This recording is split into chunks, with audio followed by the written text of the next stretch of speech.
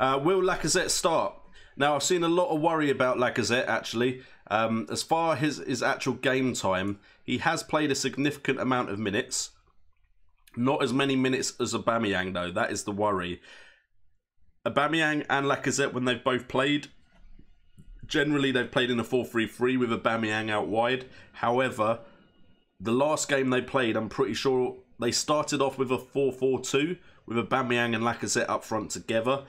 I mean, I think Lacazette came off the bench, but in the second half, Lacazette and Aubameyang played together up front in a 4-4-2, and then it reverted back to a 4-3-3. So yes, there's a worry about the potential that in certain games, Aubameyang may be the one leading the line. Aubameyang looks the safer option to pick as far as on he'll be nailed on.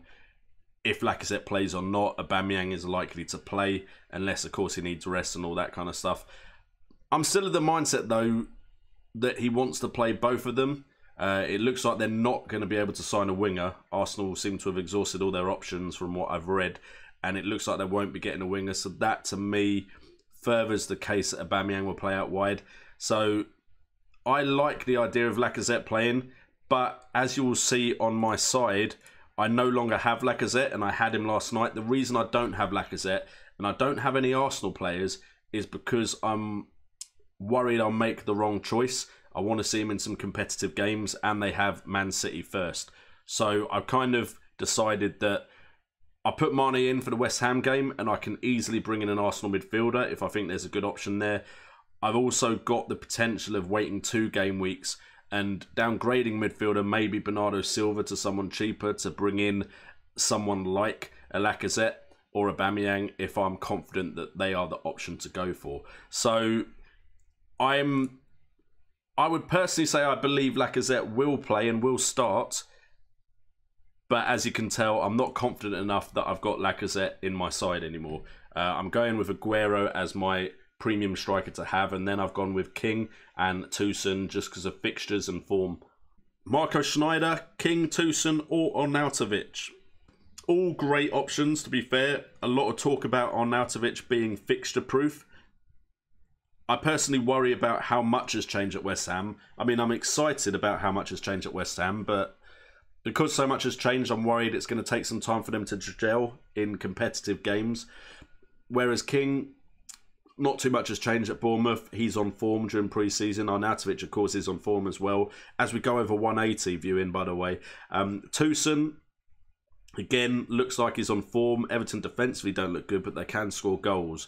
For me, with the fixtures the way they are at the start, and with apparently West Ham getting close to signing Lucas Perez, the guy that went to Arsenal and didn't really do much, I'm waiting to see what happens with Arnautovic. I think King and Tosun are a lot more nailed on as options, so that is why both of them are in my side, as you can see.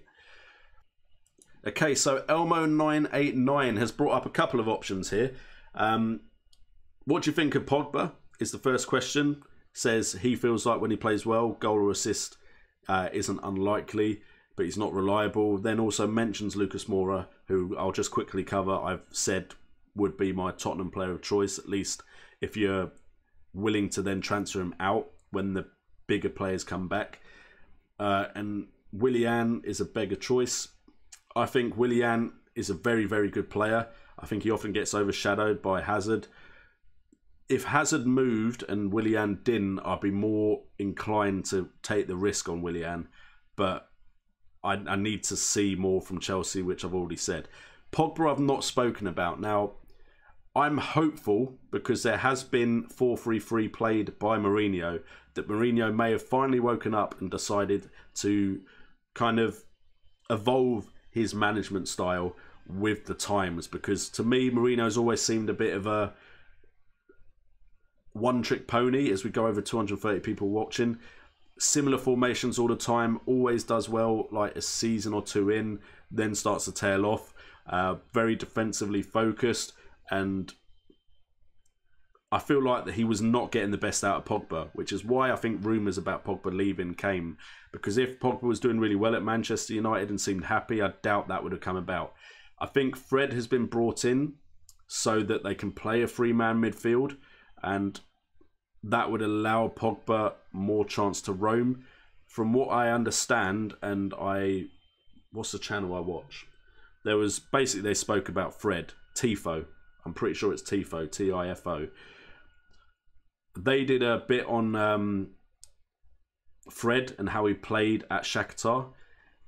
And he seems like he would be the one that would take those defensive duties that meant Pogba could get forward more easily. Now, a lot of people have said he's box to box, but from this piece by Tifo, and they've done some really good videos on players and on teams and everything and on tactics, Fred looks like he's there to free Pogba. And if Pogba is free in a three-man midfield, we saw how he played for France, we saw how he played for Juventus, that could unleash Pogba and mean Pogba is a very good option.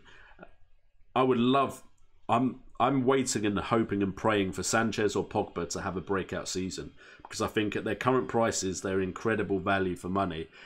I just don't trust Mourinho to be the one to bring it out of them, which is bad and sad and unfortunate. So I'm definitely willing to watch it and see if that could come about, but I'm just not that confident that it's going to happen.